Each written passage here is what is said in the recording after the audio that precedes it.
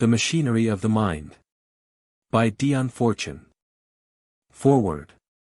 I am very glad to have the opportunity of commending this little volume to those without any previous knowledge, who desire to gain a clear idea of the way in which modern psychology regards the human mind. For every time the words psychology and psychological were used in the newspapers 10 years ago, they must be used 50 times today. And though very often some other word would do just as well, or a good deal better, this sudden vogue has a real meaning. The public has become aware of the existence of psychology. People are beginning to realize that the human mind, the instrument by which we know and think and feel and strive, must itself be studied for its own sake if we are to gain a deeper understanding and a greater control of human life. A distinct reaction from the rather narrow materialism of the end of the 19th and the beginning of the 20th centuries, an increased realization of immaterial, of spiritual, values, has helped towards giving the mind its rightful place in human interest. On the one hand, modern academic psychology has, for many years now, been gradually emancipating itself from the chaotic subjectivities of competing philosophies, and developing on really scientific lines, with the aid of accurate observation, comparison and experiment. Its genuinely and increasingly useful applications to education and to industry are evidences of that. On the other hand, the remarkable results of psychoanalysis have been made widely known, though often with that misleading one-sided emphasis which seems fated to attend the popularization of any branch of scientific inquiry. And these results have been found not only interesting but exciting, to some morbidly exciting, because they appeal to instincts and emotions which our civilization represses and often perverts. Psychoanalysis has indeed become a fashionable craze, and as such has doubtless done a certain amount of harm and has met with a good deal of opprobrium from the serious-minded. But psychoanalysis has come to stay, because, however much it may be misused by the ignorant, the unbalanced and the half-educated, it is both a sound technique of research and a sound therapeutic method. And it certainly has a most important contribution to make to the psychology of the future. This little book, which can be read through at a sitting, succeeds in the difficult task of presenting the rudiments of the modern view of the mind in an easy, lucid and attractive form. Though I may not agree with every sentence she has written, Miss Firth's development of the subject, and of its very intimate connection with human life and human troubles, seems to me not only substantially sound and accurate, but essentially sane and well-balanced. Her explanation of the different levels of the mind and of the sensors by the metaphor of the tank and the sieves is particularly ingenious and helpful. The book will certainly succeed, to use the author's words, in planting certain fundamental concepts in untrained minds so that they may serve as a basis for future studies. A.O. Tansley. How do you find this book? Any thoughts about the book or the author? Any suggestion for improvement? Please take a moment to share your thoughts in a comment. If you like it, share it with your friends who might enjoy it as well. Subscribe to keep in touch. Visit CompleteAudiobooks.com for more quality content. Introduction. Originally given as a popular lecture course, this little book does not pretend to be a contribution to the formidable array of psychological literature.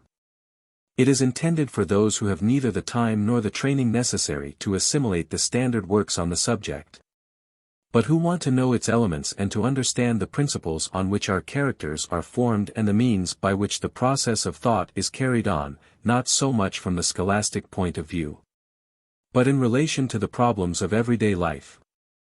It is hoped that many will find herein the key to things that have puzzled them in their own natures, for only those who hold such unsolved problems in their hearts can know how crippling and tormenting they are. This book does not aim so much at an orderly setting forth of the elements of psychology as at planting certain fundamental concepts in untrained minds so that they may serve as a basis for future studies. To this end the writer has adopted a pictorial, almost diagrammatic method of presentation in order that a framework of general ideas may be formed into which details may subsequently be fitted. Having found this to be the best way to convey novel concepts to minds untrained in web physical subtleties, the teachings of no special school of psychology are adhered to, the writer is indebted to all, though loyal to none. holding that in the absence of any accepted standard of authority in psychological science each student must review the doctrines offered for his adherence in the light of his own experience. This book is essentially practical in aim, written in response to a practical need. In her experience of remedial psychology, the writer saw that many cases of mental and nervous trouble would never have developed if their victims had had an elementary knowledge of the workings of the mind.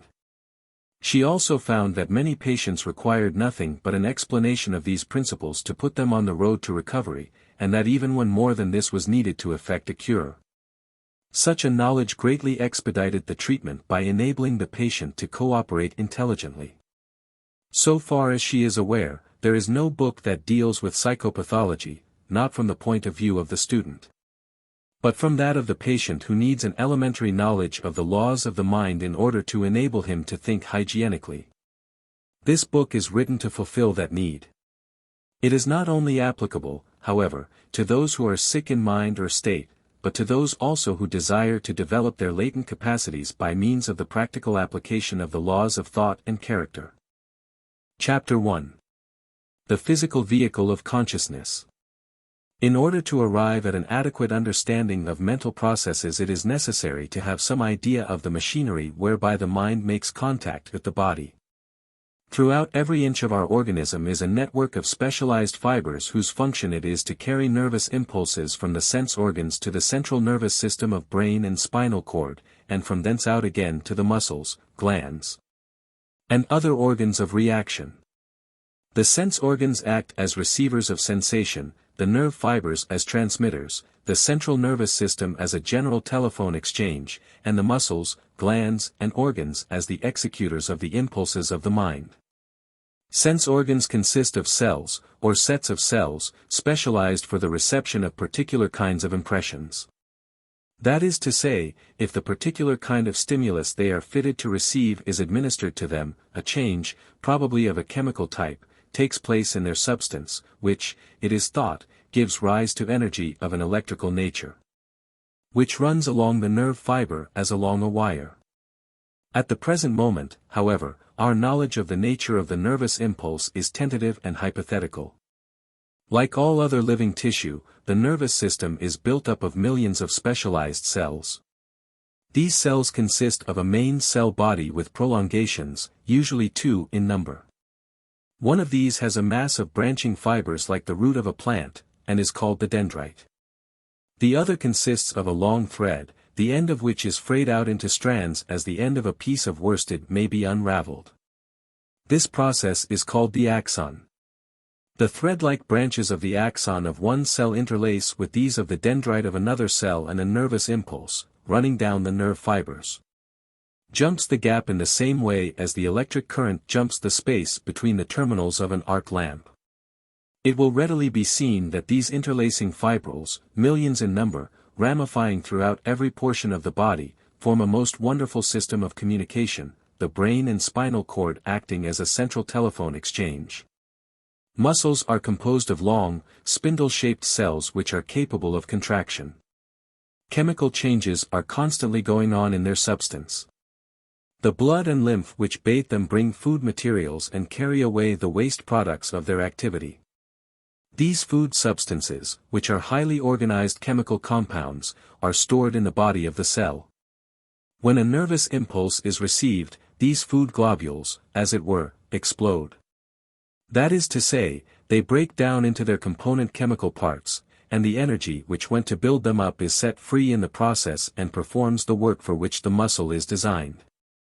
The glands are the chemists of the body, and in the crucibles of their minute cells carry out the living chemistry upon which our vital functions are based. The glands are the regulator of every process of the body. Chapter 2. The Evolution of the Nervous System. The easiest way to grasp the organization of our complex nervous structure is to study its evolution from its humble beginnings in the simplest forms of life.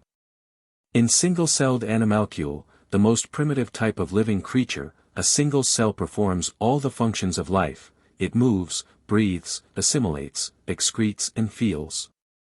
With the development of multicellular organisms, however, different cells are given different work to do, and made to do that and nothing else.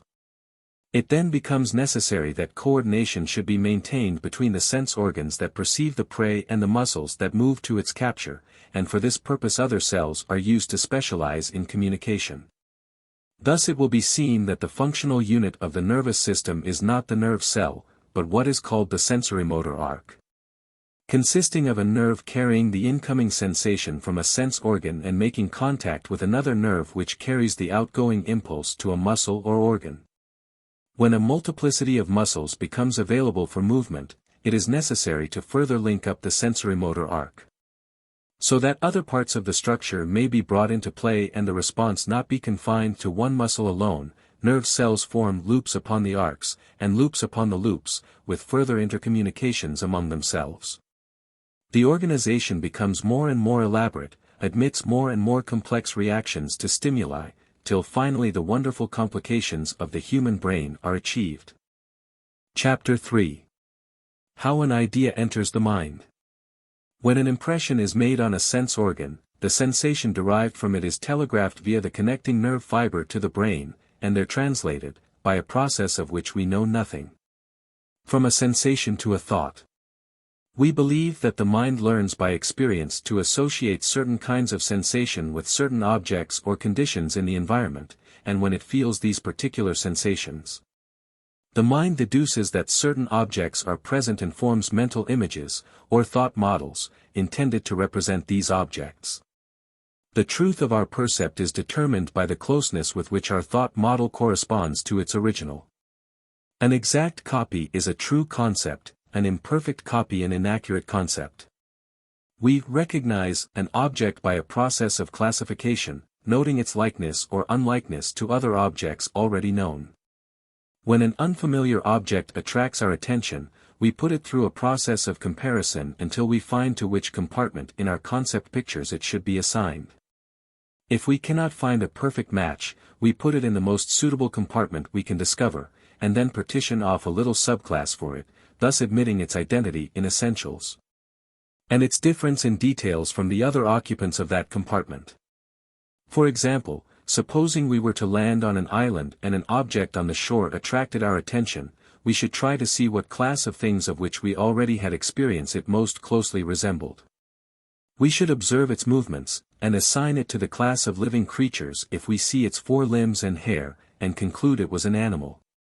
If we note its upright attitude, clothes and weapons and recognize these as characteristic of humanity, but perceive that its skin differed in color from that of any human being we had ever seen before, we should partition off a fresh subdivision in the department of our mind in which our ideas connected with humanity were stored, place it there, and probably give it a distinguishing name by means of which we could indicate it to other human beings.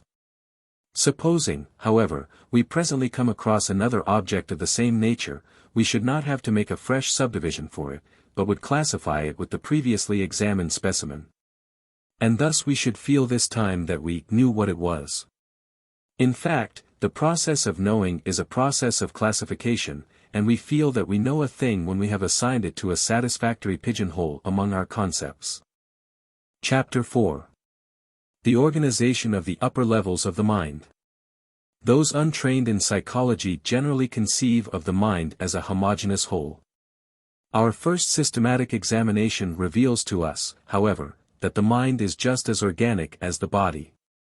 The organization of the mind may best be realized by thinking of it as a tank across which, at different heights, are placed sieves of varying coarseness of mesh. We must conceive of the mind as being composed of certain layers, and the layer in which our conscious life has its most permanent focus we will consider to be the outermost layer and name the focus of consciousness. Immediately behind the focus of consciousness lies the level which psychologists call the fringe of consciousness, and the two are divided from one another by a sieve-like mechanism which is technically called a sensor. The understanding of these two levels of the mind may be rendered clearer if we next consider the uses to which they are put. Supposing a person is sitting in a room listening to a lecture, of what will he be aware? His attention will firstly concentrate upon the lecture, and, secondly, he will be dimly conscious of the sounds made by the traffic in the street outside. By an effort of will, he will pay attention to those ideas only which are connected with the lecture, and exclude from consciousness those which are connected with the street traffic. Or, to express the process in psychological terms, we may say that all the ideas connected with the lecture are admitted to the focus of consciousness. And all ideas connected with the street noises are kept in the fringe of consciousness, and that the sensor sieve is so adjusted that ideas in the fringe may not intrude upon the focus. Its meshes may be conceived as being of such a size that only the compact little ideas appertaining to the lecture can pass through them, and the undefined ideas connected with the street traffic are held back. It will readily be seen that our powers of concentration depend upon the satisfactory functioning of this psychic sieve. The more we can bring the adjustment of its meshes under voluntary control, the better will be our powers of concentration. Whereas, if its mesh be loose or faulty and we have acquired little or no control over it, we shall find that we are unable to hold our mind to any consecutive train of thought. And that our focus of consciousness is constantly liable to be invaded by ideas alien to the matter to which we wish to pay attention. These two levels, the focus and fringe of consciousness, together comprise what is known as the conscious mind. This is the part of the mind which most truly seems to be ourself. It is the section of the mind in which we carry on all our conscious mental activities, but it is by no means the whole of the mental house. Immediately behind the fringe of consciousness comes the level of the mind which is known as the Forecius, Parecius, and many other things according to the school of psychology whose doctrines are adhered to. If, however, its function be understood, it will be readily enough recognized through the disguise of the varied nomenclature which, unfortunately, complicates the study of psychology. In this level of the mind are stored all the ideas which we hold in memory, but are not actually thinking about. It may, in fact, be defined as the level of conscious memory, and just as the focus is separated from the fringe of consciousness by an adjustable sensor sieve, so an exactly similar sieve interposes between the fringe of consciousness and the foreconscious, and works upon exactly the same principles. Thus, the student listening to the lecture could adjust this second sieve so as to allow everything he had ever learnt that had any bearing upon the subject in hand, to rise into the focus of consciousness, and help him to understand the lecture. It is this faculty which is of such great importance in determining the organization of the mind, for the previously determined ideas, rising through the sieves alongside the fresh concepts offered for consideration, serve as standards of value and form a running commentary upon the lecture. These three levels together, the focus, the fringe and the foreconscious, form the level of the mind to which we have access and of which we can make sense, but we must note this point in connection with these levels. That any idea which we may wish to consider must be stated in the strong light of the focus of consciousness before we can see it clearly. We cannot consider an idea if it is still in the foreconscious, but we can, at will, take it out of the foreconscious and place it in the focus of consciousness for our consideration. Indeed, these three levels of the mind may be likened to a kitchen, the foreconscious being the cupboard, the fringe of consciousness is the table, and the focus of consciousness the mixing basin. And the ideas from the three levels may be represented by the ingredients of the pudding, some of which are put away in the cupboard, some lie ready to the hand upon the table and others are actually in the mixing basin being stirred. Those on the table, like the ideas in the fringe of consciousness, lie ready to the cook's hand but she is not dealing with them at the moment. Those in the cupboard, the foreconscious, are out of sight, but she knows they are there and can get them if she wants them, but it is only those that are in the basin, the focus of consciousness, that she is actually at work upon. To the average man these three levels constitute all there is of his mind. He has no conception of the strange hinterland lying behind the narrow strip of civilized coast, yet it is here that the springs of his being take their rise. And it is the discovery and exploration of this hinterland which has been the great contribution of modern psychology to the sum of human knowledge. Chapter 5. The organization of the lower levels of the mind. In the level of the mind known as the subconscious or unconscious are stored all the ideas to which we have no direct access. Some psychologists say that the memory of every impression which has ever been received by a sense organ is registered here as on a photographic plate, but this opinion is not universally accepted. We shall be quite safe in saying, however, that the memory of anything which has ever made a distinct impression on the mind is stored here and plays its part in the mental life. Between the subconscious and the foreconscious is placed the great main sensor sieve of the mind, and it is this which is meant when the sensor is referred to in psychoanalytical literature. This sensor sieve is of the greatest importance in the mental economy, for upon its function the health of the mind is largely dependent.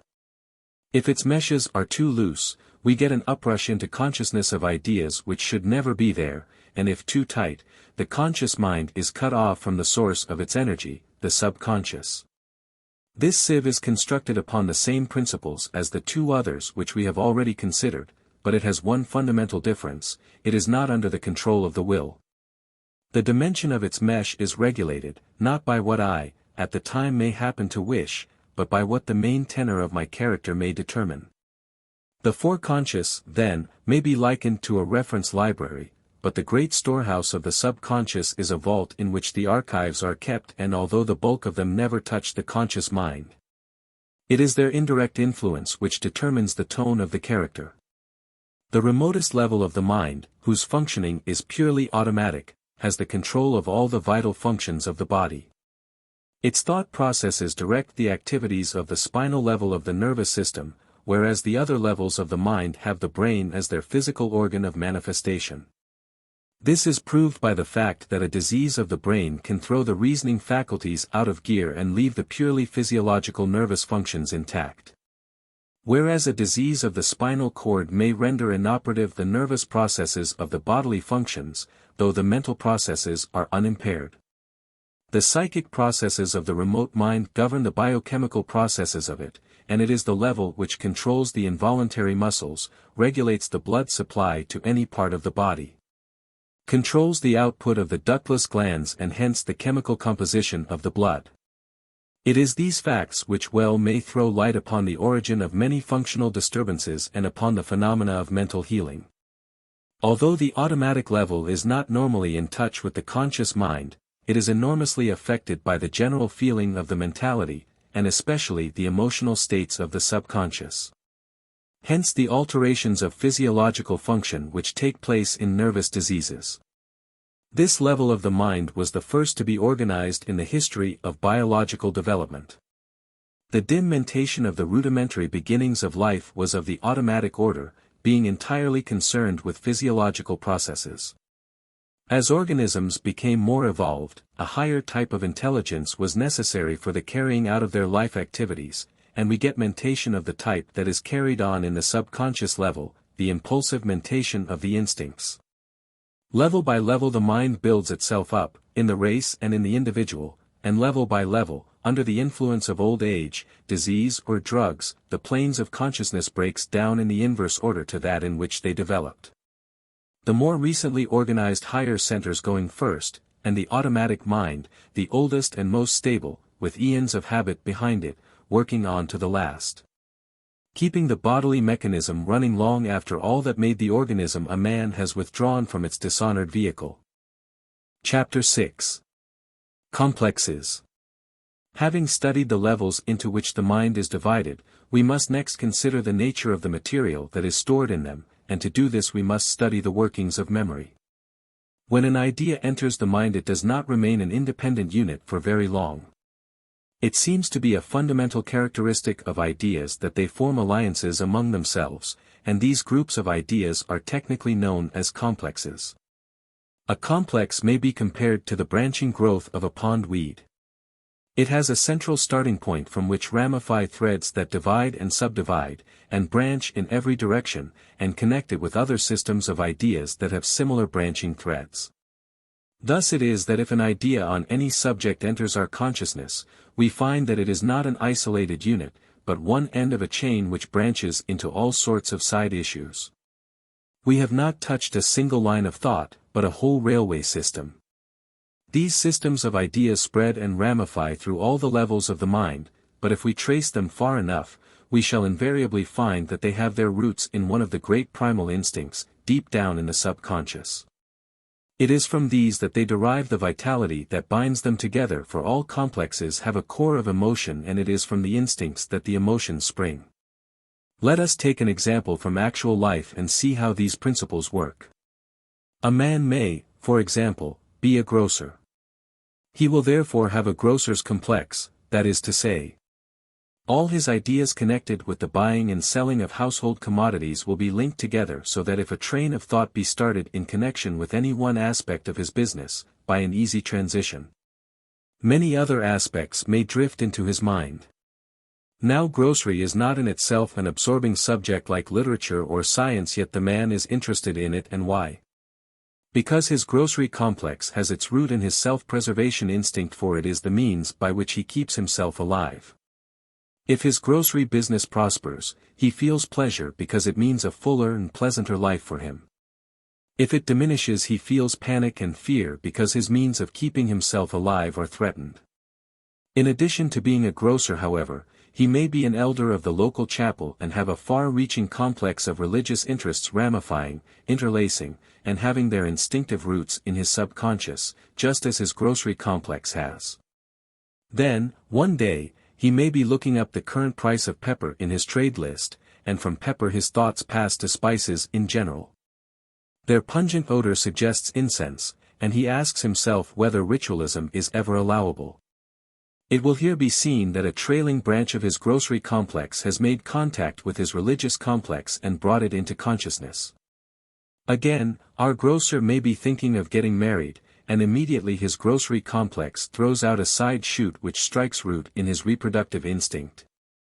And his interest in grocery is reinforced by much of the interest which gathers round sex in his life, for it is upon the prosperity of his business that his prospect of marriage depends.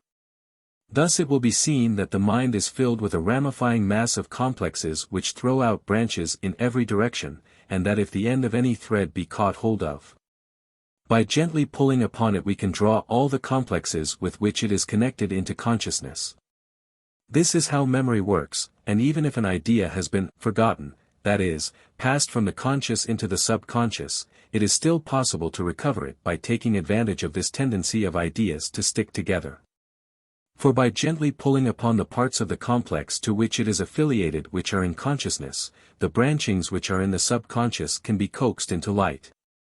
It is upon this factor that psychoanalysis bases much of its work. Ideas tend to group themselves in complexes according to certain well-defined principles. All ideas connected with the same subject tend to become associated together. 2. Ideas which enter the mind at the same time tend to become associated together. For instance, if I have a nasty fall on a piece of banana skin while going to the pillar box, when I see bananas I shall think of falls and pillar boxes, and when I see pillar boxes, I may think of bananas and falls. 3. Ideas of cause and effect become associated together. 4. Ideas which have any sort of resemblance, fundamental or superficial, tend to recall one another. Thus, if I think of sausages, I may be put in mind of zeppelins, and if I think of the fall on the banana skin, my mind may leap to the Niagara Falls or fallen women. This irrational method of thought is of enormous importance in applied psychology, for much of the thinking carried on by the subconscious mind is done in this way. And it gives rise to that peculiar method of thought which will be dealt with in the chapter on symbolism. Chapter 7. The Instincts. We have already considered the mind as a tank divided into compartments by sieves of varying diameters of mesh. Let us now consider the currents that move in the water that fills the tank. We may diagrammatically conceive the inflow as taking place through one main channel into the subconscious, and their dividing into 3 streams. This main channel of energy, which supplies the motive power of all living creatures, has been called by many names: libido, horme, elan vitale, and biourge. An adequate English equivalent is the thrust of life. This stream of psychic energy becomes specialized in the individual into divergent currents, which we call the 3 great instincts. The first of these is the self-preservation instinct. Under this heading may be gathered up all the activities which are motived by 1. The will to live, or self-maintenance, and 2. The will to live more fully, or self-aggrandizement. The second great instinct is that of reproduction, or sex, whose function it is to secure race preservation.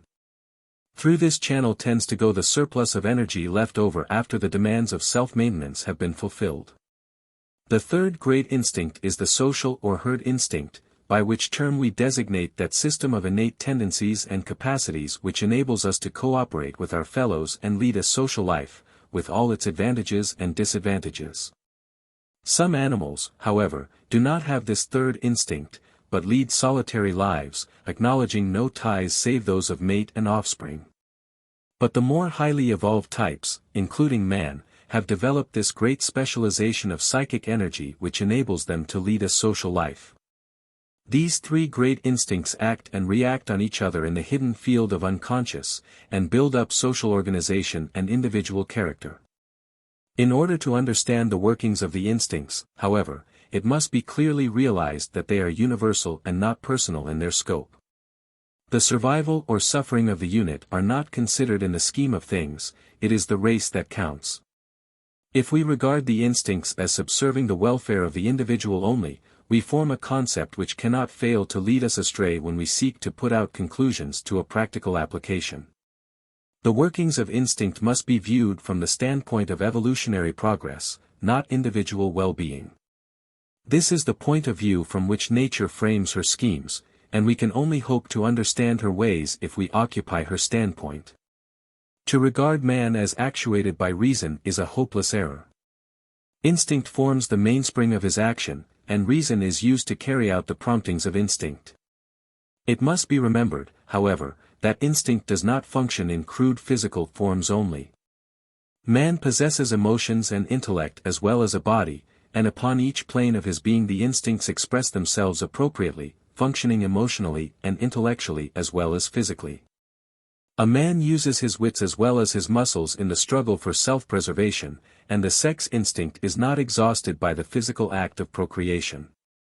Emphasis is laid upon this point, because herein lies the key to the practical application of psychology to human life. The emotions have their sources in the instincts, indeed, an emotion may be said to be the subjective aspect of an instinct.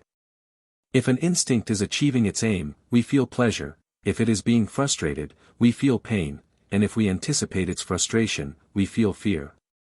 Whenever there is emotion, some underlying instinct must have been stirred into activity. It will thus be seen how predominating is the influence exerted by the instincts upon our lives. They may, in fact, be considered the mainsprings of motive. At one time psychology busied itself with the reasoning processes, and looked upon man as a rational being, and indeed the man in the street still considers himself as such.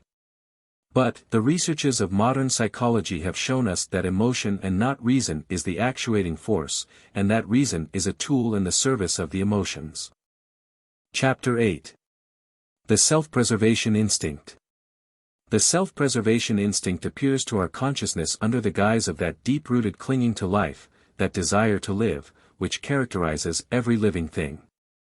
It is this instinct, functioning simply in simply organized creatures, that leads them to seek food and avoid danger, and also causes that complex organism, a civilized man, to carry out the elaborate activities of earning a living. It is essentially a selfish instinct, for it leads the individual to regard his own welfare alone, and to consider others only so far as their existence is essential to his. For instance, shooting and hunting during the breeding season are forbidden by law, not out of consideration for the hunted creatures, but because the continuation of their species is useful to us. Its influence, however, is often modified by the two other great instincts whose influence can become so strong under certain circumstances as to induce a man not only to disregard his own interests, but even to lay down his life for others.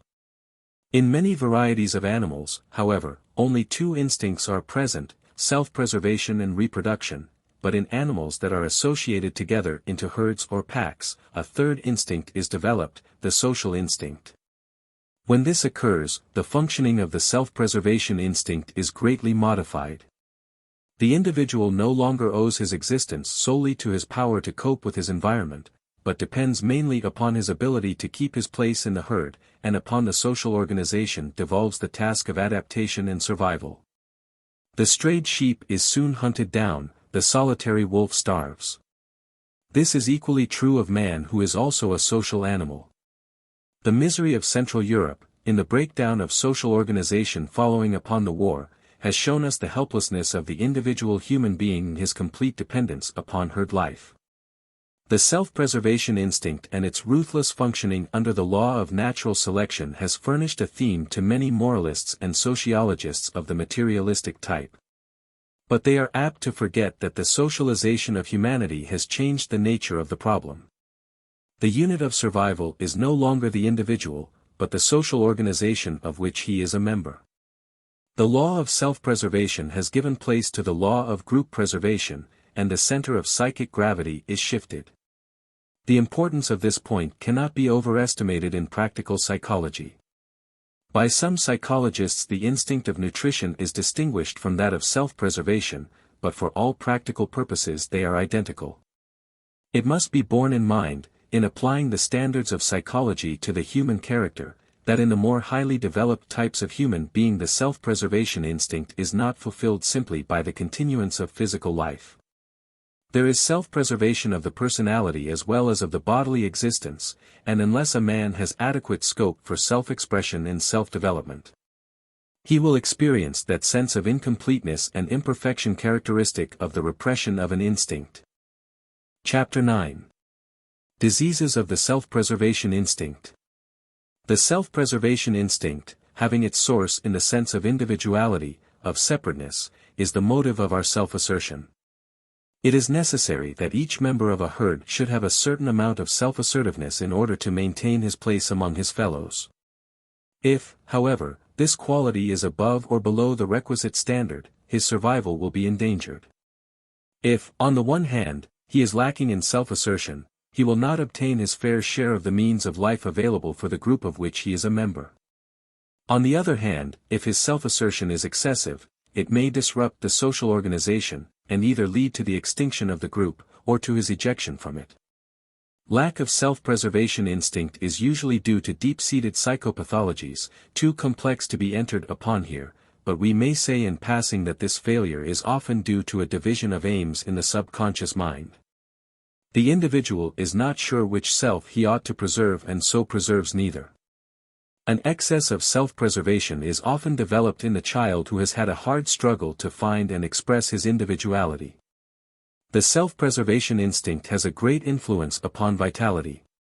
All observant persons must have noticed how easily the man who has lost his hold upon life, or has given up hope, succumbs to disease. Chapter 10. The reproductive instinct. The reproductive instinct is nature's mechanism for ensuring the continuation of the species, and its subjective aspect appears to us as all the emotions and sensations connected with sex. As soon as the demands of the self-preservation instinct are satisfied, as soon as the individual is secure, adequately fed and sufficiently developed, then life tends to overflow the vessel it has filled. And this psychic pressure constitutes sex desire. Sex, however, must not be considered under its physical manifestations only, it has an emotional and mental aspect as well. It is more than the mere overflow of energy in the act of procreation, it is also the desire for the rejuvenation and vital stimulus that is produced by the act of union. Whosoever, in considering human problems, fails to look beyond the physical stratum of the sex instinct cannot fail to obtain a false perspective. It has been laid down as a maxim that psychology and physiology ought to be kept strictly separate. But it is impossible to treat adequately of the sex instinct without considering it under both its aspects, for sex activity works in a psychophysical circle, organic sensations stimulate the emotions, and the emotions react on the organs.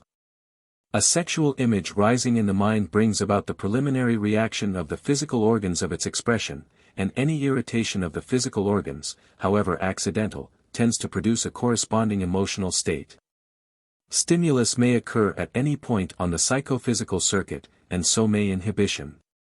The sex instinct forms the nucleus of a huge complex, second only to the group of ideas that centers round the individuality itself. To all ideas and activities that are in any way connected with the gratification of the sexual desire, its energy readily passes over. Dress, the home, the ambitions, each and all may owe their interest to the reproductive instinct which uses them as channels for its fulfillment. Chapter 11. Development of the reproductive instinct. The sex instinct, in the course of development from its infantile aspect to its adult manifestation, goes through well-marked phases which are little known outside the ranks of the psychotherapists, but which are of great importance to the educationalist and sociologist. The sexuality of the child is simply a capacity for deriving gratification from certain feelings, and it is a diffused and vague sensation that he experiences. This capacity, however, as the child grows older, becomes gradually concentrated upon its physiological channels of activity, and as it becomes concentrated it increases in intensity. Just as the placid waters of a broad and shallow river become deep and headlong in a ravine. The interests of a very young child only gradually extend beyond his own bodily sensations, and he therefore leads an existence that is self-centered beyond any adult conception of the term. The organs of reproduction, being very highly nerved in preparation for their future functions, are found to be capable of keener sensation than the rest of the body, and therefore attract his attention. This is the autoerotic stage. To a child, striking manifestations connected with the exercise of the bodily functions also attract his interest. This is the coprophilic stage. Later, his curiosity concerning his own body being satisfied, he begins to be curious concerning the bodies of others. This is called the homosexual stage, the stage wherein he is interested in bodies of the same sex as his own, but it might more truly be called the stage of undifferentiated interest. For the child is only interested in those who are made in the same way as himself, because he is not aware that anyone is made differently. This curiosity being outgrown, his interest is transferred to those who are different from himself, regardless as to whether they are closely related to him or not. Soon, however, he begins to differentiate between his immediate relations and those who are less closely connected. This is called by psychologists the raising of the incest barriers, but to the child it appears simply as a moving on of the focus of interest. He is no longer attracted by his mother and sisters, not because he feels it is wrong to have such feelings towards them, but because familiarity breeds contempt, and gives rise to the state of mind that is expressed in the phrase, insipid as sisters' kisses. The child has now attained the adult attitude towards sex, and it only remains for the physical organs to make their corresponding development at the time of puberty for the circuit to be complete. Chapter 12. Diseases of the Reproductive Instinct. Should an individual be lacking in vigor, he may fail to reach his full psychic development, and stick fast at one of the earlier phases. The adult sex force therefore manifests itself in an immature form, and the individual is a pervert of a congenital type. Strange as it may seem, his peculiarity will appear to him as normal and natural, and will not interfere with the development of a high type of character and perfect health. Though his path through life is rendered a difficult one owing to the insuperable obstacles to the satisfaction of his love nature. Two courses are open to him. He may become an actual pervert, in which case he incurs the censure of society because he is unfaithful to his trust in not using the overflow of his life force for the building of the herd and expends it through channels that cannot lead to reproduction and this wastes it. And because any sexual abnormality is exceedingly infectious owing to the force of suggestion, whether by example or precept, and would lead other and normal individuals to similar antisocial action. It is this strong race preservation instinct that gives rise to the disgust and anger of the normal individual at all forms of abnormality.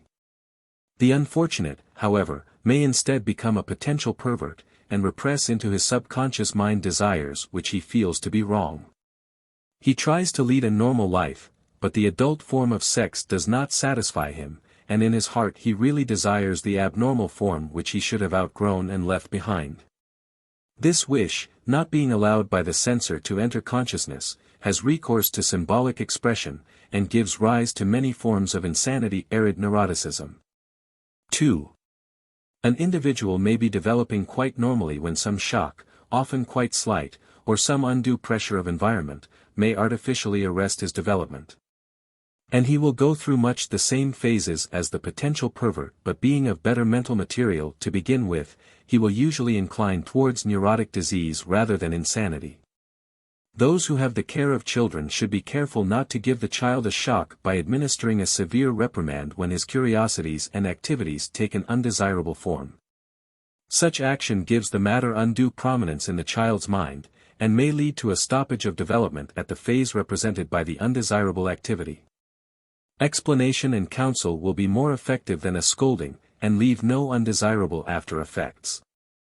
3. An individual may reach normal adulthood quite safely, but his energies finding no outlet on that level owing to force of circumstances, may revert to one of the primitive phases through which he has passed. And he may acquire a perversion of sexual habit with the same liabilities to disease that we have noted above. 4. Excessive sexual activity may lead to jaded powers of response to normal sexual stimuli, and the individual may then deliberately turn to abnormal forms of gratification in the hope of obtaining satisfaction. Chapter 13. Sublimation. Should an instinct be denied its expression and all ideas connected with it be repressed into the subconscious, trouble will ensue. The lower reaches of a river can be emptied by the simple expedient of placing a dam across its channel, but this does not solve the problem of the surplus water, which gathers head behind the obstruction till it bursts its banks and makes a morass of the upper reaches. If it is necessary to deflect a river from its bed, then an alternative course must be provided, for the water continues to come down from the hills and must by some means be disposed of. It is precisely this engineering problem that the psychotherapist has to deal with. We know that a large percentage of mental and nervous disorders are caused by the repression of the sex instinct. This great instinct, in its mental and physical aspects, is so fundamental and so powerful that it cannot, with safety to the individual, be entirely repressed, nor, with safety to society be given free rein. We are on the horns of a dilemma, for social laws demand that it shall only be expressed under very limited conditions, those of legal marriage and even then not to an unlimited extent. And nature demands that it shall be expressed as soon as the physical organs of its manifestation are sufficiently developed to function. The average man solves this problem for himself by conniving at the maintenance of a pariah class of women whose very existence is socially ignored and is a fertile source of misery, disease, and crime. But for women, unless they are prepared permanently to join the pariah class, a social safety valve does not exist, and we find among them a much higher percentage than among men, suffering from those nervous troubles that are due to a repression of the sex instinct. This also applies to men who, whether from idealism or fear of disease, do not avail themselves of a compromise. This problem would prove as intractable in the future as it has in the past, were it not that we now know that the law of transmutation of energy from one form to another is as true for psychology as it is for physics. The conversion is technically known as sublimation. This is one of the most important discoveries of modern psychology, for it provides the solution to grave social problems that menace the fabric of civilization. How, in actual practice, can this result be achieved? First, by altering our entire attitude toward sex and realizing that a problem is not solved by ignoring its existence. Secondly, by taking the sex problem out of the domain of the subconscious into the conscious mind and frankly facing it, and acquiring dominion over it by the practice of thought control, transmuting our emotions instead of repressing them. Thirdly, by providing a channel of creative interest down which may flow the energies we wish to deflect from their primitive channel of manifestation. The key to the whole problem lies in this: the life force flows to the point of interest.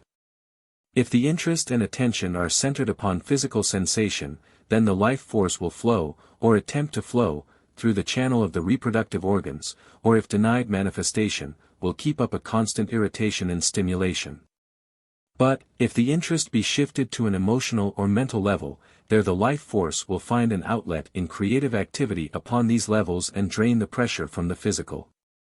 The mental and physical habits of a lifetime are not easily broken, but if the thoughts be patiently and persistently kept away from physical sensation and concentrated upon external interests, the law of mental and physical habit will come to our aid, and the life force will learn to flow through its new channel with safety to the individual and benefit to society.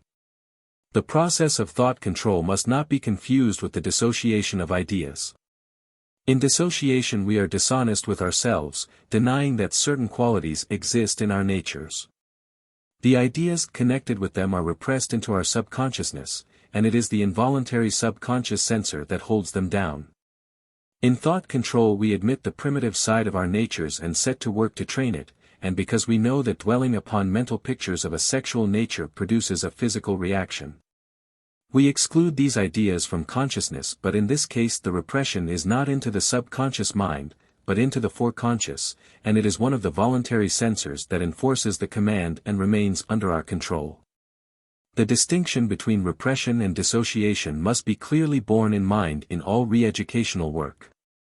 A certain amount of repression is unavoidable in a social life, for each individual sacrifices something of his personal desires for the sake of the benefits of cooperation with his fellows.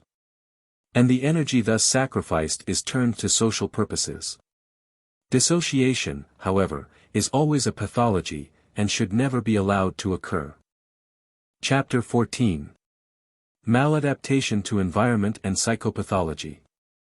The classification of diseases was carried out at a time when the body was regarded as the whole of man and the mind looked upon as an unimportant byproduct whose influence was negligible.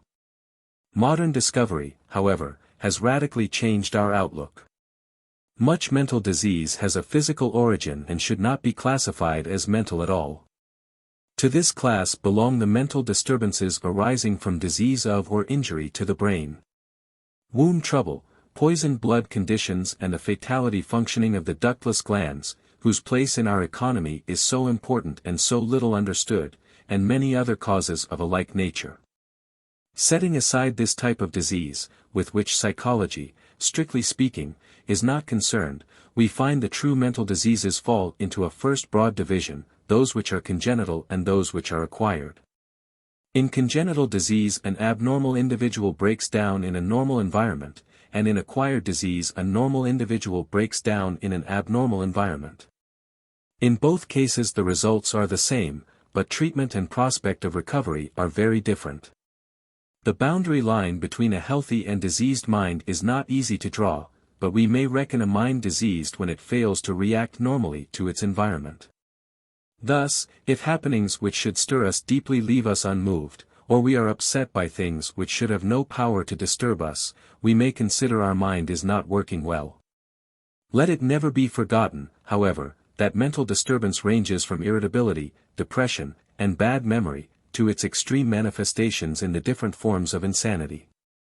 The division between nervous and mental disease is even harder to draw, but for all practical purposes the sense of reality may be utilized as a dividing line. As soon as he loses his sense of reality a man passes the boundary line of insanity.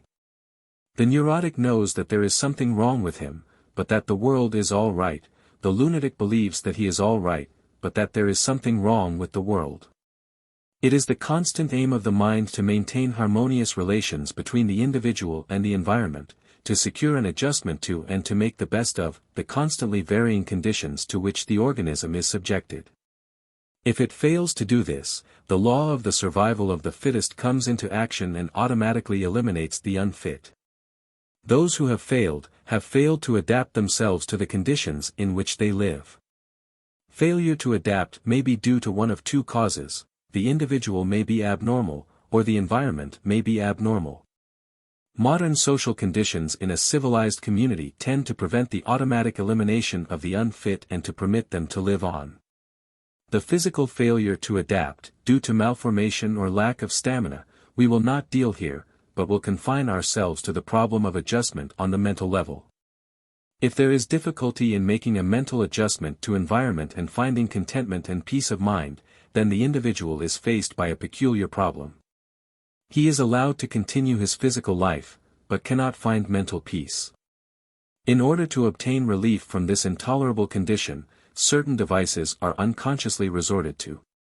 These devices are of the nature of buffers or shock absorbers, and provided the individual does not deviate too much from the normal type, which is adapted to the environment. And that the environment likewise does not differ too much from the type for which the individual was designed. Then these devices effectually protect his feelings from the rude shocks of circumstances and enable him to keep his poise and peace of mind. If, however, the strain thrown upon the psychic shock absorber is too great for it to adequately absorb, then the rebound of the buffer springs throws the machinery of the mind out of gear and makes itself felt in nervous and mental disorders. Like physical disease, mental disease is nature's effort at repair which overreaches itself. This, then, is what constitutes mental disease, the organic insanities being excluded from this definition. The reaction of the mind to what it cannot assimilate. It must not be thought, however, that mental disorder necessarily means insanity. Any faulty functioning of the mind comes under the heading of psychopathology, and just as the diseases of the body range from a passing indisposition to some fatal organic disease, so the diseases of the mind range from irritability and forgetfulness to the complete collapse of lunacy. Chapter 15. Conflict. As we have already seen, our life is motivated by three great instincts. A moment's thought, however, will cause us to realize that as these instincts are diverse in their aims, they may sometimes find themselves in opposition to one another. This condition is known to psychologists as conflict, wherein one instinct can only be gratified at the expense of another. For instance, a man may be starving and be tempted to steal in order to satisfy his hunger. Here we see a conflict between the self-preservation herd instinct, for if he steals he may lose his place in the herd, and if he does not steal, he may lose his life. It is astonishing how many will choose the latter alternative, proving the power and fundamental nature of the herd instinct. The man will be torn two ways, and can only gratify one instinct at the expense of the other. Or, again, he may fall in love with a woman who is denied to him by the marriage laws of his country. Here we see a conflict between the sex instinct and the herd instinct, or he may fall in love with one whom it would be disadvantageous socially or professionally for him to marry. And here we see a conflict between the sex and self-preservation instincts. Now, in each of these cases a large amount of force is locked up and rendered unavailable for the general purposes of the life. For a head-on collision between instincts is involved, and each entreats the whole of its energy to neutralize the force of the other. The whole life comes to a standstill while the battle is fought out. It is notorious that an individual in such a dilemma can come to no decision, take no decisive action, in any department of his life. Some solution has to be arrived at, and any solution is better than a continuation of the conflict, the pain of which is intolerable. First, the man may think the whole matter out, and, acting according to his nature, give the victory to one or other of the combatants, leaving the vanquished instinct to seek adjustment as best it may. It requires great strength, however, to take such a stand, and many are not able to do it. Some seek a solution of the problem by keeping the instincts in separate compartments of the mind, and never comparing their special pleadings, as did a science teacher known to the writer. On weekdays the teacher taught the doctrines of evolution, and on Sundays the doctrine of special creation, and when questioned on the matter, burst into a towering passion and refused to discuss it. A third solution, however, is very often found by the perplexed mind, and that is known as dissociation. Now, repression and dissociation are two terms current in modern psychological parlance, and the writer has often heard them used as if they were interchangeable terms, but this is not the case. Repression means that certain ideas are put into the subconscious mind and not permitted to return to consciousness. Dissociation means that some of these ideas, instead of lying quiet in the subconscious, split off from the integration of the personality and function independently. These two factors of mentation will be studied in detail in the following chapters. Chapter 16. Repression. Repression is a refusal to permit an idea to enter consciousness. The instant it looms up upon the fringe of consciousness, the attention is resolutely turned away from it. This device is resorted to when an idea enters the mind which is repugnant to our character, and when we find ourselves thinking thoughts which are out of harmony with the general tone of our nature. Unwilling to admit to ourselves that we have such a side to our dispositions, we turn away from the repulsive images. As it is impossible to erase from the mind any idea which has once entered it, we endeavor to store these ideas, since they must be stored somewhere, in that part which is furthest away from consciousness. And so, to use the technicalities of the psychologist, we repress them into our subconscious.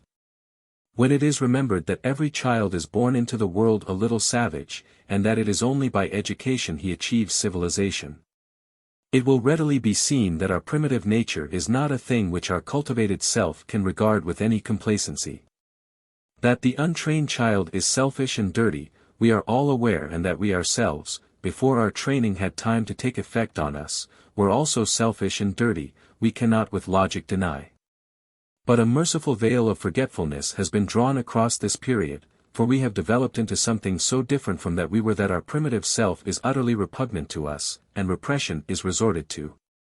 To prevent this unpleasant ghost of our original nature from intruding upon our self-esteem, all ideas of an uncivilized type which enter the mind are apt to call forth a certain amount of response from us, hence the success of the smutty story. For the primitive side of our nature is not dead, and stirs in its sleep if a note of the same pitch is sounded in its hearing. Therefore ideas which wake our lower nature are quickly repressed into the subconscious lest they should be translated into action. Repression is essentially the mechanism of self-disgust. It is still an open question whether repression is normal or abnormal. Whether it is part of the functioning of the healthy mind, or whether it is to be regarded as a psychic corn or callus, an endeavor on the part of nature to reinforce a point of pressure, which, though intended as a defense, is apt to become a disease. The part played by consciousness in repression is equally an open question.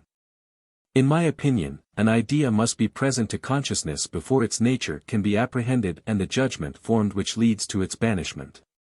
There is no question but that, if we were strong enough, we could deal with these problems in the conscious mind by means of thought control. And that repression is only resorted to when the first line of defense has gone down before the onslaught of the lower side of our natures.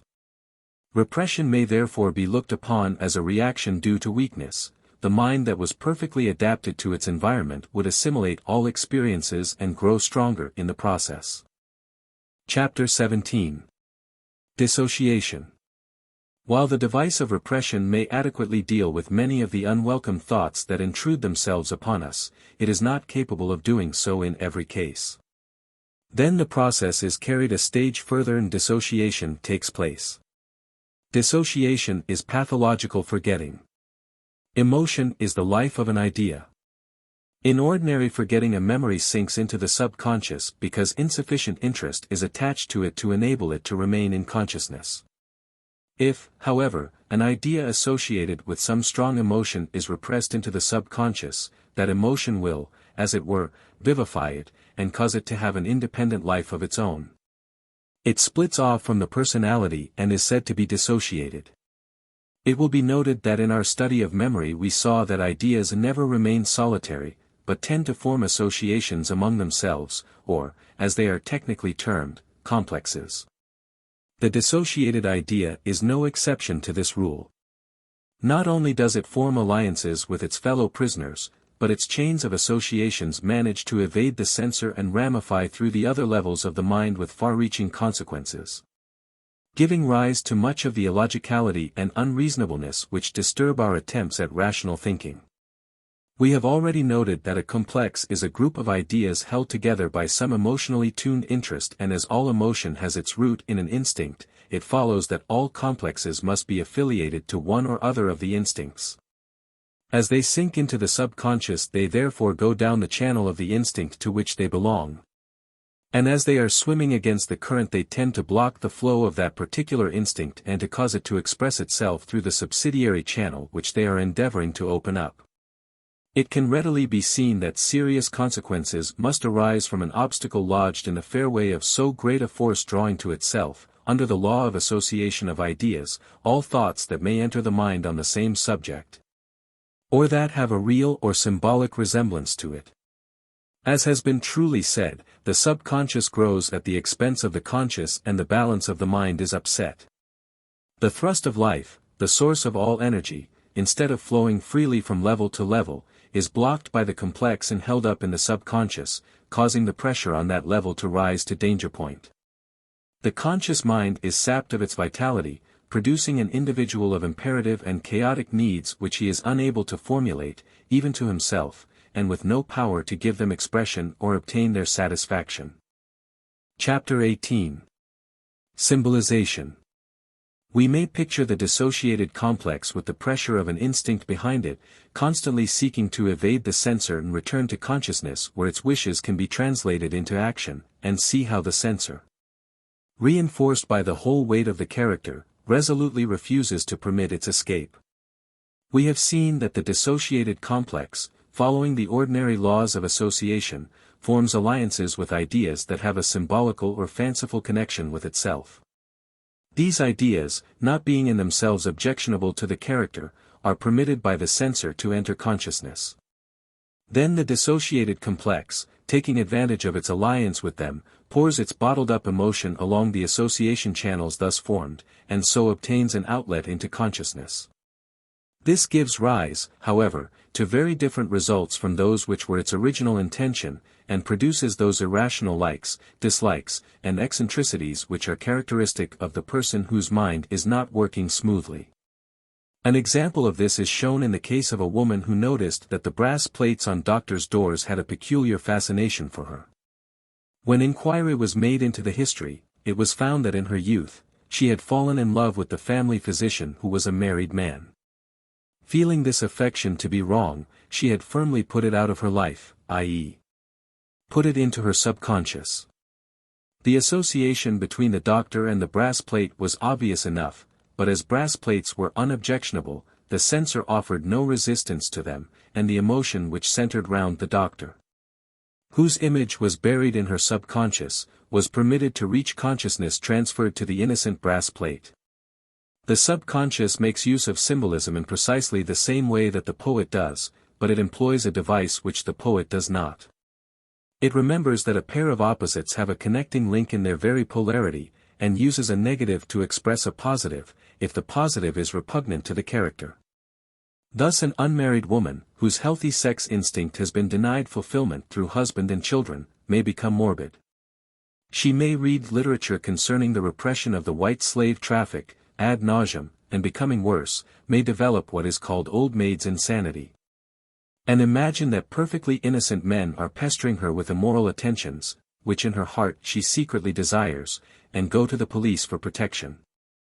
Chapter 19. Fantasies, Dreams, and Delusions. We have already seen that emotion is intimately allied with instinct, and that it is the thrust of the urging instincts that drives us to action, making us seek to appease the needs of our nature and incidentally fulfill certain racial and evolutionary ends. Our first attempt, urged on by these promptings, is to bring about the realization of our desires in the external world by means of bodily effort.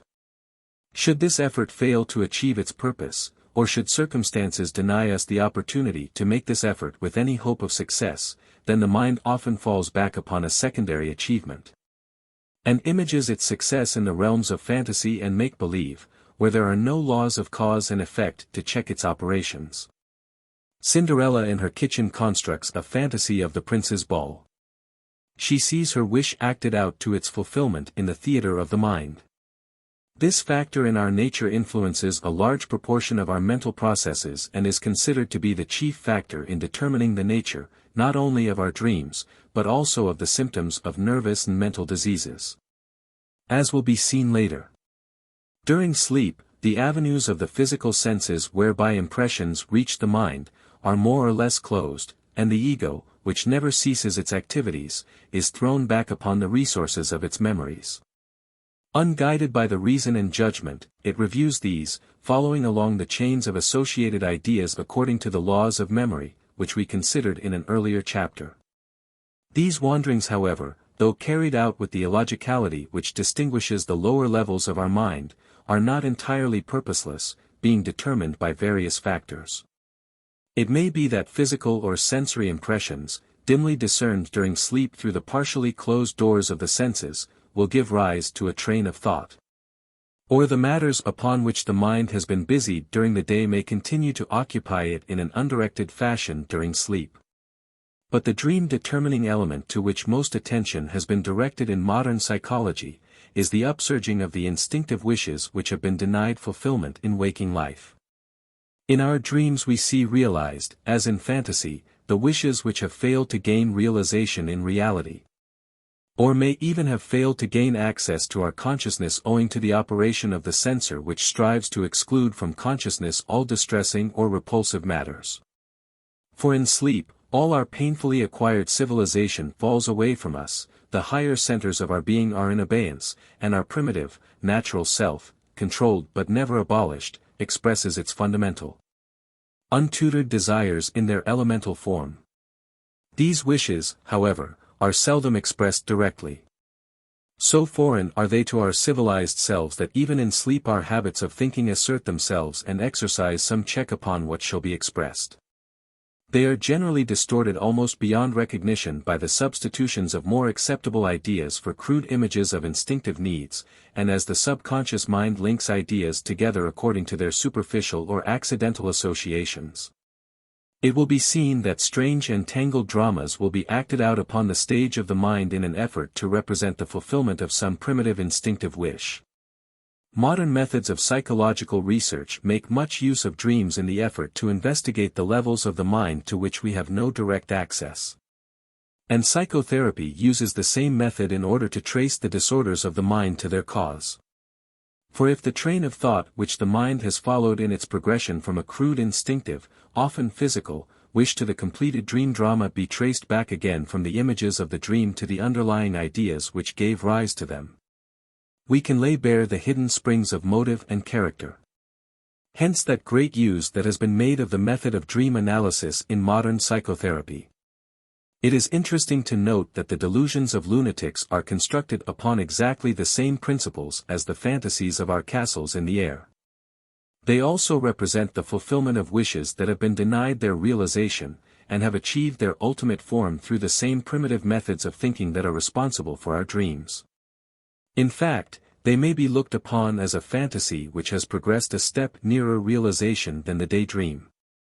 The symptoms of the hysteric have a similar origin, but represent the wishes of dissociated complexes instead of the wishes of the whole personality as happens in insanity.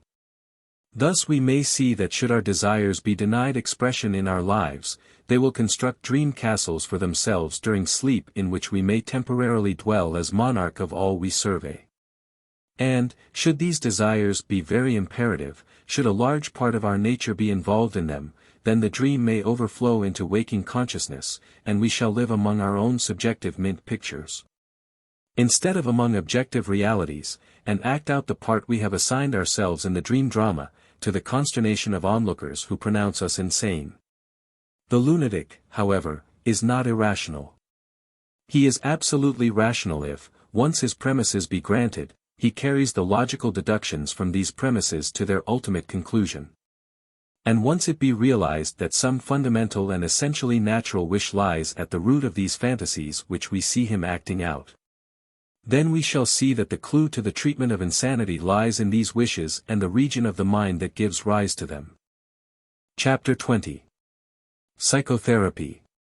While many forms of mental disease have a physical origin in the brain, nervous system, and state of the blood, many others are purely mental from beginning to end. Although the body may be chosen as the scene of some of their manifestations. Modern medicine is learning to deal with mental diseases by mental methods, and of these, the principal types may be of interest.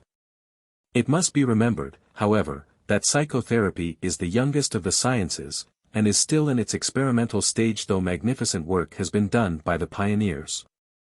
They cannot claim to have said the last word upon the structure of the human mind even if they knew all that was to be known, leaving nothing to lie discovered by future investigation. They would be the last to claim on their own behalf, though their disciples are not always blessed with the same modesty of genius.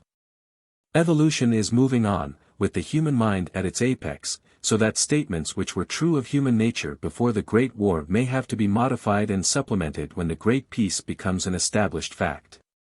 Our knowledge of the mind, its diseases and therapy, is far from complete. The investigation of each human mind is in the nature of a voyage of discovery. Though the coastline of the mental landscape may be known to us, the hinterland is unmapped. We do not know what lies behind the human personality, we are equally ignorant of the exact nature of its relations with its environment, and while our knowledge is in this state we cannot speak upon any point with finality. Chapter 21. Psychoanalysis. The foundations of this method and theory were laid by Sigmund Freud of Vienna, and set forth by him in his epoch-making book, The Interpretation of Dreams, published in 1900. Two schools of psychoanalysis exist at the present time. The Vienna school, which adheres strictly to the doctrines of Freud, and the Zurich school, which subscribes to a modification of these doctrines as taught by Dr. Jung. While both schools agree upon general principles as to the anatomy of the mind, they differ in their teaching as to the modus operandi of mental disease.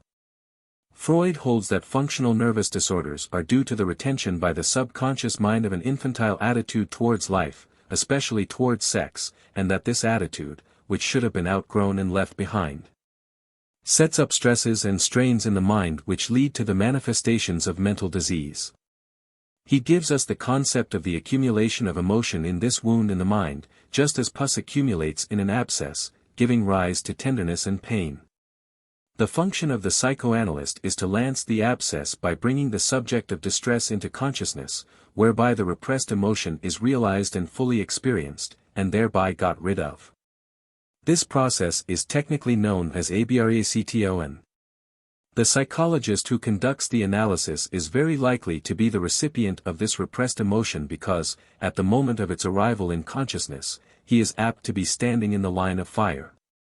This acceptance of the repressed emotion by the operator is conceived to be a most important phase of the cure, and is known as the transference. That this factor of the transference opens a door to most serious difficulties and dangers cannot be denied. The via media between undue influence and callous indifference is hard to find. It is maintained that more analysis will work off the emotion which much analysis has succeeded in laying bare, but in actual practice the process is not so simple and often leads to complications.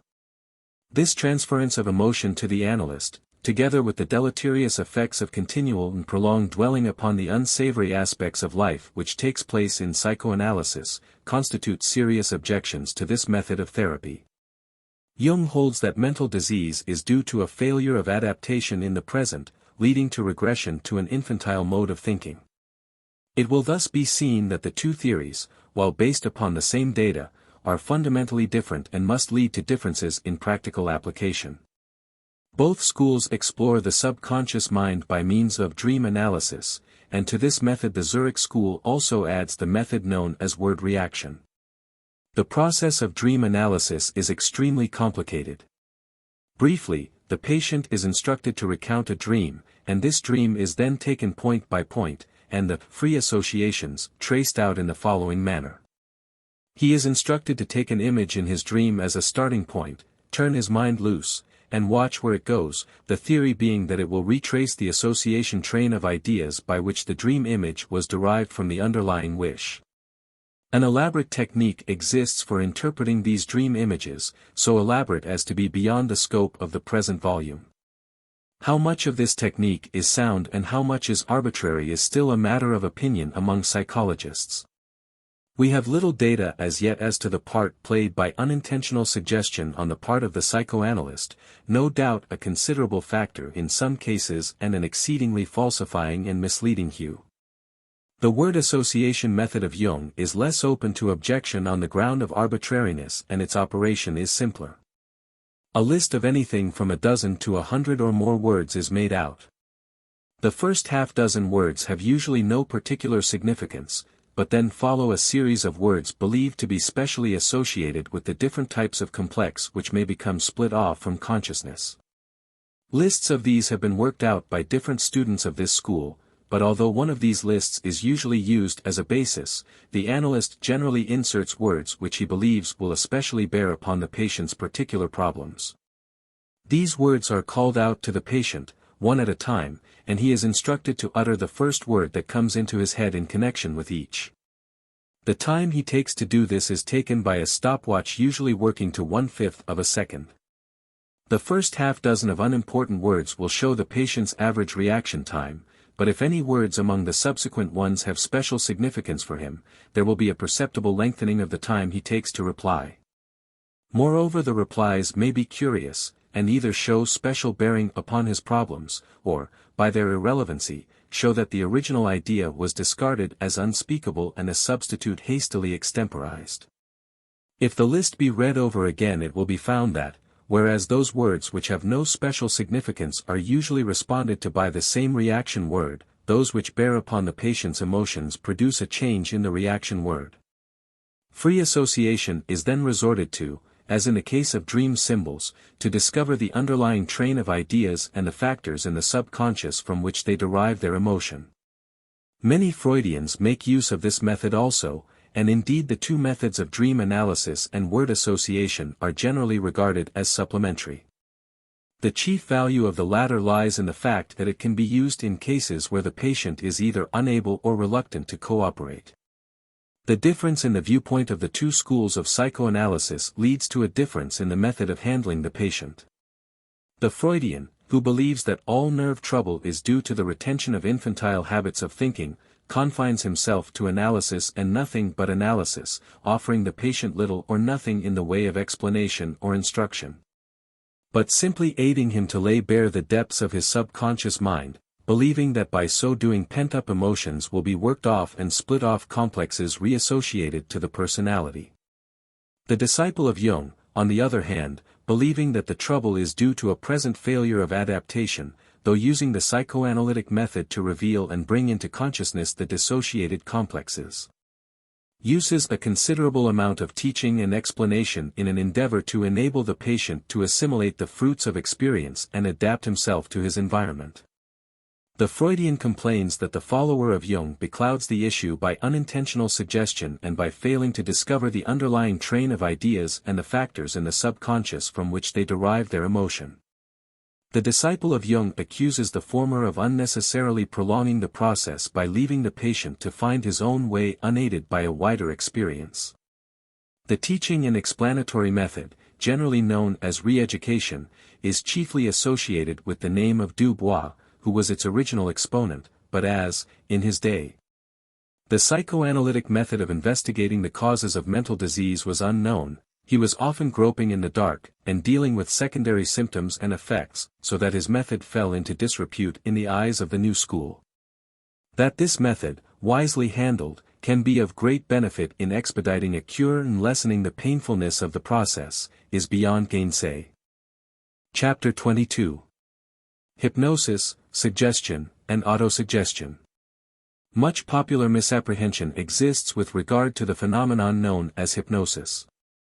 It may briefly be described as a condition in which the reason and judgment of the subject are in temporary abeyance, and any idea presented to him will be accepted without reflection and take so strong a hold upon the mind that it will act itself out almost automatically.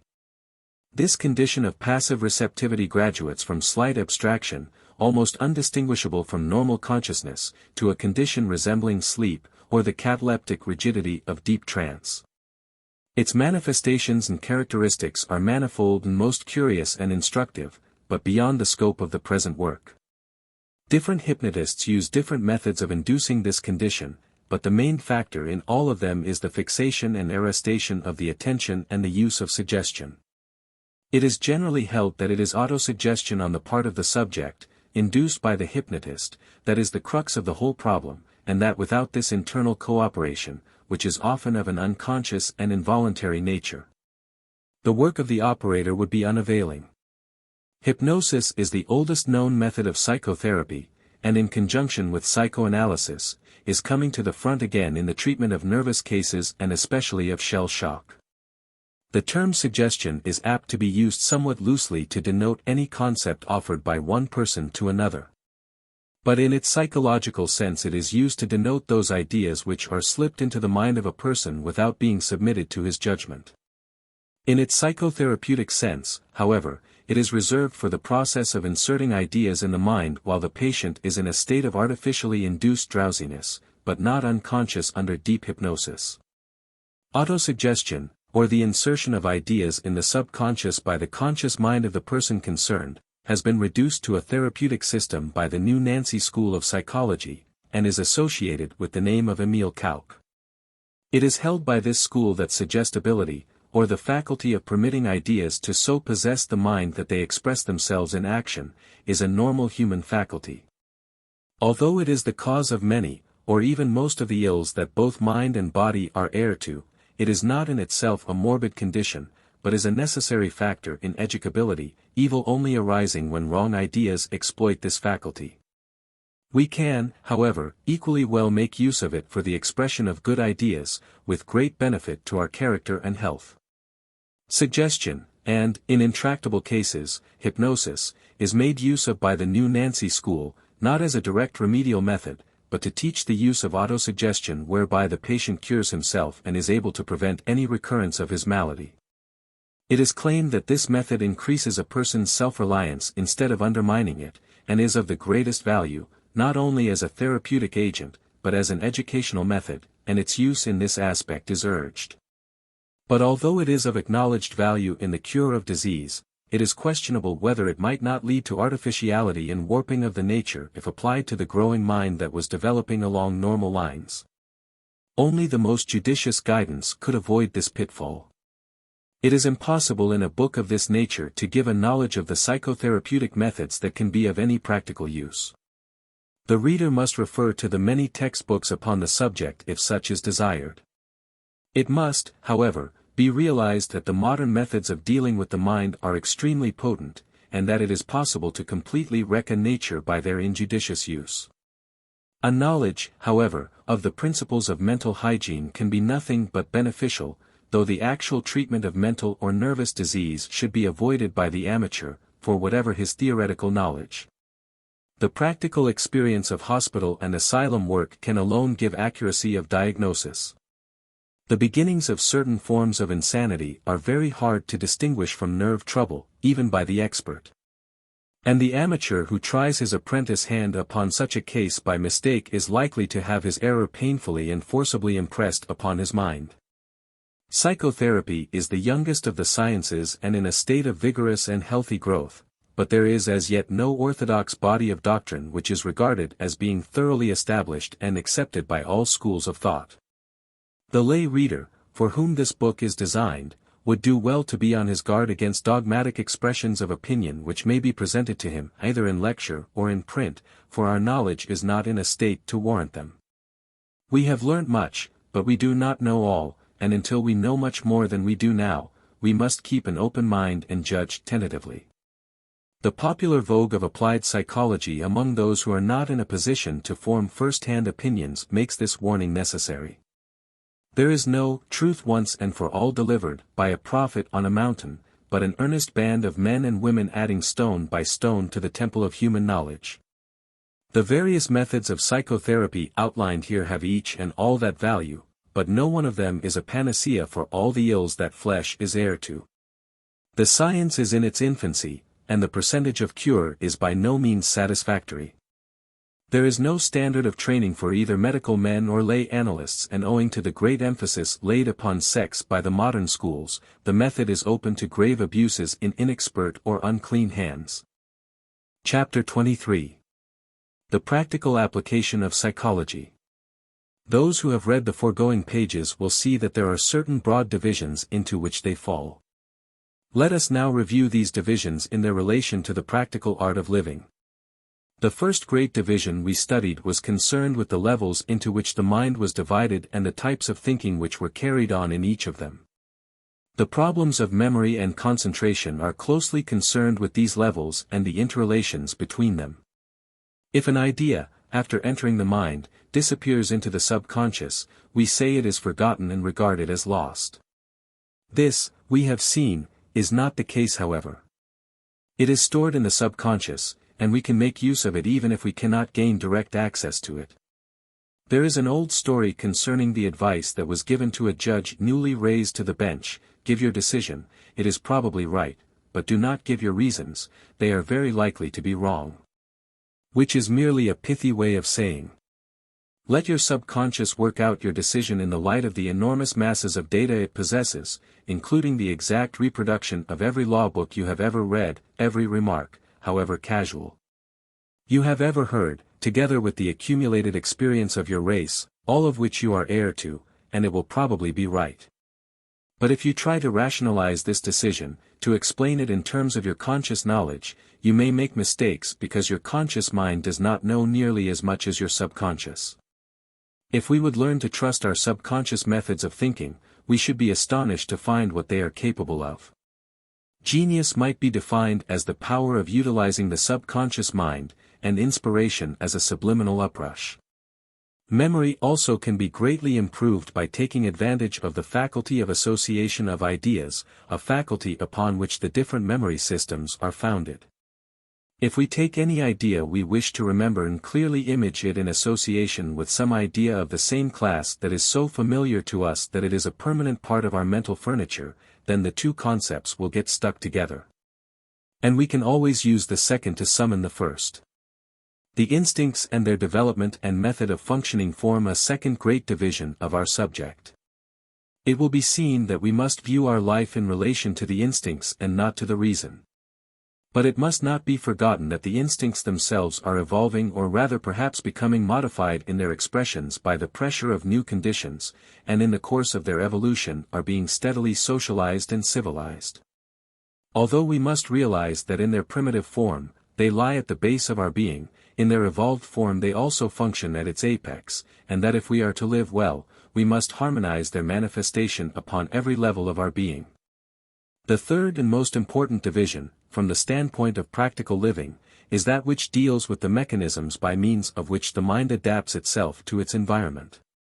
We should make it our aim to achieve adaptation in the conscious mind by absorbing and assimilating all experience, realizing that we can learn our lessons from that which is evil as well as from that which is good, and that any experience, however evil, from which we learn a lesson, is converted from poison into food. While it is necessary that certain types of ideas should be repressed lest they should translate themselves into action, let us never forget that repression need not necessarily imply dissociation, which is an unmixed evil. Dissociation would never occur if we were honest with ourselves. When we refuse to admit, even to ourselves, that our nature possesses certain primitive aspects, we prevent the ideas connected with these aspects from being affiliated to our personality and taking their place in our mental life. They therefore become foreign bodies in the mind, technically termed dissociated complexes, which function independently of the main ego complex. Instead of taking this attitude, let us recognize the existence of these primitive impulses in ourselves, and when we find their manifestations obtruding themselves, let us gently but firmly put them in their place, and see to it that they do not obtain the upper hand. Let us never forget the enormous power of autosuggestion, for the subconscious mind will tend to translate into action any image that is presented to it sufficiently vividly, especially if that image be charged with emotion. Let us therefore be very careful what mental pictures we permit ourselves to dwell upon persistently, whether with fear or desire, for they will mold our lives and even our circumstances to an extent we little realize. Our whole aim should be to maintain the integrity of the personality, to prevent any splitting off of complexes of ideas, and to see that the instincts, welling up in the deeper levels of our nature, should find their channels clear and unobstructed, so that they may flow out into action on the higher levels of our life. Chapter 24. Conclusion. It has been said that there is no scrap of knowledge concerning the remotest star which will yet, sooner or later, be found to have its bearing upon the problems of human life. And we may well ask what the science of human nature itself has to contribute to the solution of our daily problems. The practical application of psychology has certain well-defined spheres. Its bearing upon education has long been recognized, and much valuable work done in relation to the study of the child mind. The psychology of fatigue, in relation to industrial efficiency, has also found recognition as a branch of applied science not without its practical value. The field of social problems is still largely awaiting exploration, and there can be little doubt that the study of the psychology of the criminal and unemployable would yield results of the greatest social value. At the present moment, it is the field of abnormal psychology that holds the focus of attention. That inestimably valuable results are being obtained in this field of study no one can dispute, but its value is not confined to the relief of disease alone, but, as the research is progressing deeper, to the revelation of the conditions that give rise to disease. Just as the study of pathology gave us the science of hygiene, so the study of mental diseases is showing us the way to healthier thinking. It is teaching us that any abnormal attitude towards life will produce mental discomfort, if not actual disease, and it is showing us, just as physiological hygiene has shown us, that if the developing intelligence of man leads him to depart from primitive conditions wherein the instincts are sufficient guides, then he must also apply his reason to the new problems to which the new conditions give rise, and not leave the solution of these to instincts which are only fitted for the simplest form of functioning. The instinct of combativeness, or the instinct of flight, will not conduct the evolutions of a modern army, and neither will the primitive impulses enable man to live well and happily in conditions which elaborate mental processes have built up. As witness the terrible prevalence of unsolved sex problems beneath the fair show of our civilization. 2/3, if not more, of nerve trouble have their origin in the efforts of a primitive instinct to function under civilized conditions and its failure to make the adaptation. We need to take our instincts out of the region of the subconscious and apply our reason to them if we are to solve the problems that press upon us. Throughout this book it will have been seen the stress has been laid upon the functioning and activity of those levels of the mind that are below the threshold of consciousness, and that it has been pointed out that the instincts, and not the reason, are the key to the human mind. But it has also been shown that the mind is in a state of evolution, and that reason, as its latest development, has an equal biological significance with the instincts of sex and self-preservation. And that we can no more afford to ignore the higher attributes of the human mind than we can afford to deny their true place to the primitive. Briefly, the primitive man lies at the base of our being, but the divine man stands at its apex, and we, in our ascent, are in a transition stage, with subconscious and superconscious not yet correlated in the conscious mind. We do not see our past and future save in the dim pictures of dream and vision, by the uncertain gleam of intuition rather than the clear light of reason, and no solution of any human problem, either social or psychological, can be valid which does not look to the future as well as the past. Hitherto, psychology has sought its standards of normality in the primitive and subhuman, forgetting that the flower of humanity is a natural product as well as its weeds. That religion, charity and idealism are as much a part of human nature as those primitive instincts which give rise to unnameable crimes. A psychology which looks to the past can show us causes, but it is only a psychology which looks to the future which can find us cures. Evolution did not cease its progress when it produced the caveman guarding his family, but evolved the Save the Children Fund, which before the echoes of the last shot had died away was sending succor to the helpless young of an enemy herd. A psychology which bases its philosophy upon a return to the primitive, especially if that psychology undertakes the solution of human problems, individual or collective, is ignoring the data of evolution. We know that all life originated in the sea, and that the young of many species still pass the first phase of their life in the water. When, however, they have come ashore, and the gills have given place to lungs, they cease to be water creatures, and the structural traces of their origin are vestigial and not functional. And a frog can be drowned as easily as any other air-breathing creature, despite his tadpole past.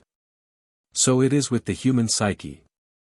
Unquestionably it has passed through a primitive phase in the course of its development, but if, in an effort to remedy some faulty development, it be thrust back to that phase after evolving to a higher one, it will perish as surely as the frog thrust under water. It should be the aim of psychotherapy, not to reduce the mind to its primitive elements and point of view, but rather to help humanity to make that transition from the lower to the higher which evolution is forcing upon us, whether we will or no. Adaptation to environment is the key to life, and the environment to which an individual must be aided to adjust himself, if such aid be sought. It is not that environment which, generation by generation, is receding further into the past, but that future which hour by hour is becoming the present, and from which there is no escape. It should be the aim of psychotherapy to work out the arc which evolution is describing, and to set the feet of racial wanderers upon its path. It is a futile and dangerous philosophy which proposes a return to the past as an escape from the present. Geology, zoology, sociology, and comparative psychology, all show us the evolution of that which is simple into that which is complex. From the cave man with his few needs and problems, to the complications of a modern industrial society. And we see in the little segment of the evolutionary arc with which we are most closely concerned, that the chief factor is the herd instinct which is pressing us all the time towards a more complete socialization of humanity, and that any adaptation which an individual makes must be in relation to his integration as a social unit and not to his needs as a solitary individual. Diagnostic and descriptive psychology must be distinguished from remedial psychology, of which we have had all too little.